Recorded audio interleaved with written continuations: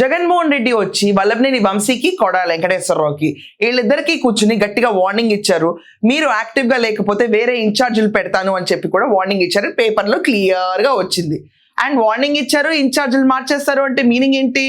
అక్కడ స్థానికంగా నీకు అంత యాక్టివ్గా లేవు, ఇది వరకు ఉన్నంత పెద్ద పెద్ద నోరేసుకుని మాట్లాడకుండా ఖాళీ కూర్చున్నారేంటి, బెయిల్ పైన బయటకు వచ్చావు కదా, పక్కనున్న కొడాలి నాని కూడా అలా ఖాళీగా ఉన్నాడు కదా, ఇద్దరు కవల పిల్లలు మీరు కూర్చుని గట్టిగా మాట్లాడాలి అని చెప్పి జగన్మోహన్ రెడ్డి వీళ్ళిద్దరికి వార్నింగ్ ఇచ్చినట్టు న్యూస్ పేపర్లో ప్రింట్ అయింది. ఇదంతా పక్కన పెడితే అప్పుడు దాకా ఖాళీగా కూర్చున్నా వల్లభనేని వంశీ, చాలా తాపీగా కూర్చున్నా వల్లభనేని వంశీ, గన్నవరంలో ఎక్కడా కనిపించని వల్లభనేని వంశీ. అండ్ ఇదంతా కాకుండా రాజకీయాల్లో అసలు నేను ఇంకా మేబీ రాజీనామా చేసి రాజకీయాల నుంచి వెళ్ళిపోతాను బ్రో, నాకు అస్సలు వద్దు, నన్ను ట్రోల్ చేసినట్టుగా ఎవరు చేయరు అని ఫీల్ అయిపోయాడని చెప్పి కూడా సోషల్ మీడియాలో చాలా రూమర్స్ వచ్చినాయి. అసలు ఫస్ట్ ఆఫ్ ఆల్ ఇతను ట్రోల్ చేసింది ఎవరు? జగన్మోహన్ రెడ్డి.